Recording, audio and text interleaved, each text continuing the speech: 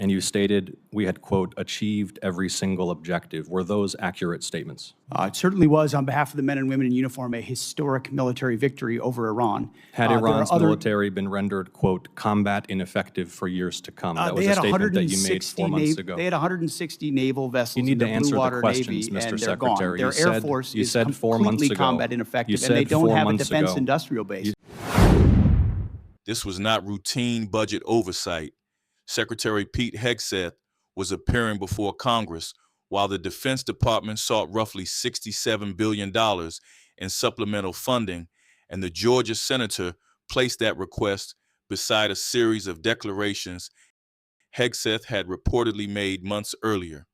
Iran's military had been destroyed, rendered combat ineffective, and defeated in a campaign that achieved every single objective. Those statements matter because the Defense Department was now publicly describing continuing American strikes against Iranian command centers, missile launch sites, drones, maritime capabilities, and air defenses. The central issue was therefore larger than whether American forces had inflicted massive damage. Hegseth clearly believed they had. The question was whether the administration's language had accurately described what remained and whether Congress was now being asked to finance operations against a military threat the public had previously been told was finished. Thank you, Madam Chair, and thank you all for your testimony. And General Kane, let me just begin by expressing on behalf of all Georgians our immense gratitude and admiration for the service members who are making tremendous sacrifices and conducting themselves with extraordinary selflessness and professionalism on behalf of the United States and our state's unified condolences and grief for the families of the 4 killed in action and our hope for a swift recovery for the nearly 100 wounded over the last 2 weeks. And thank you to you for your service to the nation. Mr. Hegseth, you're requesting roughly $68 billion for the department through this supplemental, correct? 67, yes.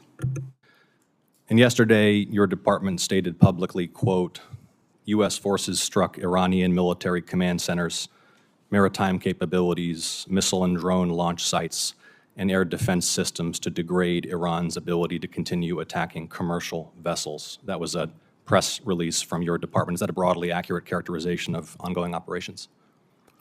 That sounds broadly accurate, yes. On day 14 of this conflict, Mr. Secretary, day 14, nearly 5 months ago, you stated that Iran's military had been, quote, destroyed and, quote, made combat ineffective. That was on day 14 of the war. Was that an accurate statement? They didn't have a Navy any longer. It was completely sunk. Their missiles were buried underneath a lot of their underground facilities, and their defense industrial base has been almost completely destroyed. So as far as a military assessment of Iran's capabilities, it didn't mean by any stretch of the imagination absolute zero, but their capabilities Mr. Secretary, at the lowest level you they've been in stated a very that long time. on day 14 of this conflict, in the second week of the conflict, you stated that Iran's military had been, quote, destroyed and, quote, made combat ineffective. Was that an accurate statement? Yes or no? Iran's ability to challenge the United States of America at the level at which we're capable of. That's not what I asked you, Mr. Secretary. You said on day 14, Iran's military had been, quote, destroyed and, quote, made combat ineffective. Yes or no? Was that an accurate statement? What the American military has Will you done answer to the the question? Iranian military is a historic military Will you defeat, answer the and question they're ineffective under oath? in that context. The first exchange establishes 2 facts that must be examined together. The department is requesting approximately $67 billion, and American forces are still attacking Iranian military infrastructure. Hegseth does not dispute the department's description of those operations. Now watch how the senator constructs the question.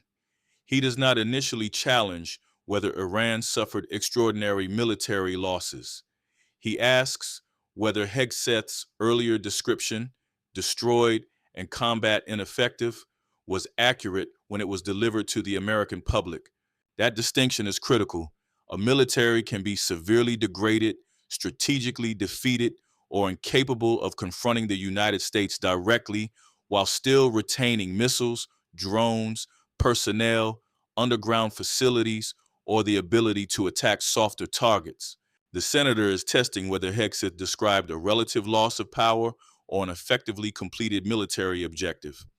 Hegseth answers part of the question. He explains what he meant operationally. Iran had lost its navy, its missiles had been pushed into or trapped within underground facilities, and its defense industrial base had been nearly destroyed. That is a substantive military assessment. It supports the claim that Iran had been drastically weakened and was no longer capable of challenging the United States on equal terms. It does not fully answer the narrower language question. The senator is asking whether destroyed and combat ineffective accurately communicated the remaining threat. Hegseth responds by defining effectiveness relative to the United States military. That may be a defensible military framework, but the qualification is doing enormous work. Iran could be combat ineffective against the full force of the United States while remaining capable of launching missiles, operating drones, threatening shipping, supporting proxy forces, or attacking regional targets. The footage, therefore, establishes a disagreement over definitions rather than proof that either side fabricated military facts. Hegseth's position is that Iran's conventional capacity was reduced to a historically ineffective level. The senator's position is that the public language sounded far more complete and permanent than the situation described in the department's current press release. The unresolved issue is whether those limitations were clearly communicated when victory was declared. 3 weeks later, you declared victory. That was now nearly 4 months ago. 3 weeks after you'd already said Iran's military was destroyed and combat ineffective, you said, quote, Operation Epic Fury was a historic and overwhelming victory. You said Iran's military had been rendered, quote, combat ineffective for years to come. And you stated we had, quote, achieved every single objective. Were those accurate statements? It certainly was, on behalf of the men and women in uniform, a historic military victory over Iran. Had Iran's military been rendered, quote, combat ineffective for years to come? That was a statement that you made 4 months ago. They had 160 naval vessels You need in the to answer Blue the Water questions, Navy, Mr. and they're gone. Secretary. Their Air Force you is said 4 months completely ago. combat You ineffective, said and they don't 4 have a months defense ago. industrial base. Excuse So me, Mr. describe to me a Secretary. country that doesn't have an Air Force, a Navy, or a defense industrial base, and I will describe to you a country that does not have an effective Mr. Secretary, military. you It stated- can lob missiles. Mr. Secretary, you stated missiles, 4 but it's months not a ago combat-effective that Iran's military. military had been rendered, quote, combat ineffective for years to come. Has Iran's military been, for the last 4 months, combat ineffective? It's been set back not just years, but likely decades. You stated considering we it had, can't quote, build at the level you it did stated- before, and not you even stated close. we It doesn't had, mean it quote, doesn't have capabilities. Mr. Secretary, you stated we had, quote, achieved every single objective. Was that an accurate statement 4 months ago? The main objective of this was to ensure that Iran never gets a nuclear weapon. Their main sites were obliterated. We're watching over them, and we're holding them at issue. If they don't give them up at the table, there's other ways we can take them away. Early in the conflict Iran will on never day have a 3, nuclear Mr. weapon. Secretary, early in the conflict, day 3, you said one of those core objectives was to, quote, destroy the missile threat, and as you restated on day 5, to, quote, obliterate Iran's missiles and drones. Those were clearly and repeatedly stated core objectives of the campaign, which 4 months ago you declared had been completed victoriously with every single objective achieved. Were those objectives achieved 4 months ago? No one ever stated that every single missile was gone. Ultimately, combat ineffective means they're not able to dig them out of their UGFs and shoot Had at the us. missile It threat doesn't mean they been don't defeated have 4 underground months facilities ago? where they put missiles in them and hold on to them because they're the world's largest state sponsor of terrorism. So The second exchange shifts from a broad description of Iran's condition to claims about mission completion. According to the senator's timeline, Hegseth declared the operation a historic and overwhelming victory, said Iran would remain combat ineffective for years, and stated that every objective had been achieved. Listen carefully to the response. Hegseth strongly defends the campaign as a military victory and identifies enormous losses imposed on Iran. He is far less direct about whether every stated objective had already been completed in the absolute form suggested by the senator. That gap does not erase the military result. It raises a narrower accountability question. Were the campaign's objectives defined as degrading Iran's ability to fight at scale, or as destroying specific capabilities such as missiles and drones? Congress cannot evaluate victory language without knowing which standard was actually being used. Hegseth provides a direct defense of the operation's scale. He identifies the Air Force, Navy, Defense Industrial Base, and major nuclear sites as the principal measures of success. He also states that Iran's military had been set back years, possibly decades. Those claims, if supported by operational assessments, would describe a profound military defeat. The difficulty appears when the standard changes from historic victory to every single objective. The senator cites the destruction of the missile and drone threat as an expressly stated campaign objective. Hegseth responds that nobody claimed every individual missile had been eliminated. That response rejects an absolute interpretation, but it does not fully resolve the underlying question. Destroying a missile threat does not necessarily require locating every missile. It would normally require reducing the enemy's ability to launch those weapons effectively, repeatedly, and at strategically meaningful scale. Hegseth appears to argue that this standard was met because Iran could no longer operate at the level required to challenge the United States. The senator appears to argue that continuing strikes against missile launch sites show the threat was not destroyed in the ordinary meaning presented to the public. Both propositions can coexist. Iran may have suffered a decisive strategic defeat while retaining enough weapons to require continued American action. The real accountability gap is that the footage does not provide a measurable definition of combat ineffective, destroy the missile threat, or every single objective.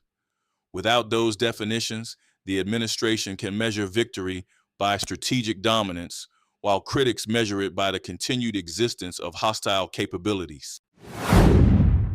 We never expected they would stop having capabilities to shoot. The question is, at scale against an opponent like the United States of America, which went toe-to-toe with them, and Iran couldn't and You cannot stated on handle it. March 8th, day 9 of the war, on 60 Minutes, you assured the American people of Iranian surrender. Does that remain your prediction? Ultimately, Iran will never have a nuclear weapon to threaten the United States of America. That has been the objective, and it remains so. So just to review, you will not answer whether your statement made on the 14th day of the war that Iran's military had been, quote, destroyed and made combat ineffective was a truthful statement to the American people as you sit here and ask for tens of billions more The for the conflict. senator's time has But a expired. historic and effective military campaign against the largest state sponsor of terrorism. Won't and will answer the ensure they question. never Senator get a nuclear weapon, Peters Senator. is recognized. The dispute had now moved beyond a single victory speech. The final exchange would test an even larger promise, whether Iran was expected to surrender and whether Congress was receiving a clear explanation before approving another multi-billion-dollar request. The final section reveals the precise difference between Hegseth's defense and the senator's accusation. Hegseth defines combat ineffectiveness as Iran's inability to deploy its remaining capability at meaningful scale against the United States. The senator defines the problem through the administration's public language: destroyed, obliterated, surrendered, every objective achieved. Those are not interchangeable standards. The senator then returns to the immediate congressional responsibility. The department is asking for tens of billions of dollars. Before Congress approves that request, lawmakers are entitled to know what changed, what remained, and whether the earlier declarations described a completed mission or an interim military advantage. The hearing reaches its climax not because Hegseth admits failure, he does not, but because the allotted time expires while the accuracy of those earlier categorical statements remains contested. Hegseth finally supplies the clearest definition offered during the exchange. In his formulation, combat ineffective does not mean Iran possesses no missiles, no underground facilities, and no ability to fire a weapon. It means Iran cannot generate sufficient scale to confront the United States effectively. That explanation answers an important part of the senator's question. It establishes that Hegseth was using a relative operational standard rather than claiming that every Iranian military asset had physically disappeared. The answer creates another problem, however. That narrower definition is not obviously contained within categorical phrases such as destroyed, obliterated, or every single objective achieved. Hegseth may have been describing strategic reality in military terms, while the senator was challenging how those terms would reasonably be understood by the public and by Congress. The surrender question receives a less direct response. The senator attributes a prediction of Iranian surrender to Hegseth. Hegseth answers by returning to the objective of preventing Iran from obtaining a nuclear weapon. That restates the administration's strategic commitment, but it does not confirm, withdraw, or explain the alleged surrender prediction.